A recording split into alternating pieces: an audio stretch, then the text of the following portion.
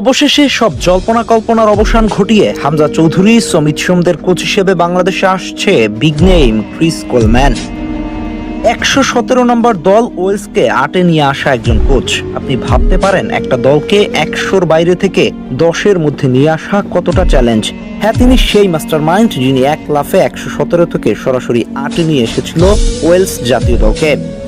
একই সাথে ওয়েলসকে ৫৮ বছর পরে ইউরোতে কোয়ালিফাই করিয়েছিলেন। শুধুমাত্র কোয়ালিফাই করেই শেষ করেনি, বরং ওই টুর্নামেন্টের সেমিফাইনালে নিয়ে চমক সৃষ্টি করেছিলেন এই ক্রিস কোলম্যান। ক্লাব ক্যারিয়ার শুরু করেছিলেন ২০০৩ সালে। মাত্র ৩২ বছর বয়সে তিনি প্রিমিয়ার লিগের ক্লাব ফুলহাম এফসির দায়িত্ব নিয়ে তৎকালীন সর্বকনিষ্ঠ স্থায়ী কোচ হিসেবে আলোচনায় আসেন।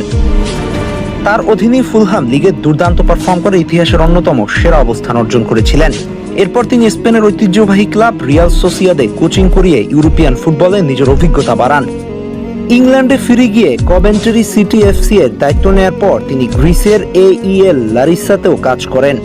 ওয়েলস জাতীয় দলের সফল অধ্যায়ের পরে আবার ক্লাব ফুটবলে ফিরে তিনি সান্ডারল্যান্ড AFC, চীনের হেবি এফসি, গ্রিসের অ্যাট্রোমিটিওস এফসি ও অ্যাস্ট্রিয়াস ট্রিপোলিস এফসি এর মতো ক্লাবে দায়িত্ব পালন করেন। এছাড়া সাইপ্রাসের AEL লিমালোস এবং বেলজিয়ামের আওয়াট হেভারলাস লেভিনাসে স্বল্প সময় কাজ করেন। ইউরোপ থেকে এশিয়া বিভিন্ন সংস্কৃতি ও ফুটবল দর্শনের সঙ্গে কাজ করার অভিজ্ঞতা কোলম্যানকে একজন পরিপূর্ণ আধুনিক কোচ হিসেবে আলাদা পরিচিতি দিয়েছে। ভাবেন তো, এমন একজন কোচ আসতে যাচ্ছে বাংলাদেশের হয়ে কোচিং করাতে। এটা আপনি কয়েক মাস আগেও চিন্তা করেছেন কিনা? কিন্তু বাস্তবতা হলো বাংলাদেশের ফুটবল এবার নতুন করে মাথা উঁচু করে দাঁড়াতে চায়। বাফুফে সত্যি যদি তার মতো একজন কোচকে নিয়ে আসেন, সেটা বাংলাদেশ ফুটবল হিস্ট্রিতে মাইলফলক হয়ে থাকবে। খুব শীঘ্রই আসতে যাচ্ছে অফিসিয়াল ঘোষণা। আর নিশ্চয়ই এমন সংবাদের পরে আরো বেশ কিছু অরিজিন বড় নাম বাংলাদেশের হয়ে খেলতে আগ্রহ প্রকাশ করবেন, কেননা তাদের সেই অনিশ্চয়তাটা আর থাকবে না। এই যেমন জায়ান হাকিম নিজেই যোগাযোগ করেছেন ফাহাদ করিমের সঙ্গে, অথচ কদিন আগেও সে নিশ্চিত ছিলেন না বাংলাদেশের হয়ে খেলবেন কিনা।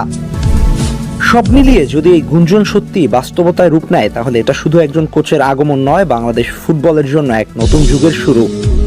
ক্রিস কোলম্যানের মতো অভিজ্ঞ, সফল আধুনিক ফুটবল দর্শনের কোচ যদি সত্যি লাল সবুজের ডাগআউটে দাঁড়ান, তাহলে মাঠের খেলাই শুধু নয়, বদলে যাবে মানসিকতা, বদলে যাবে লক্ষ্য।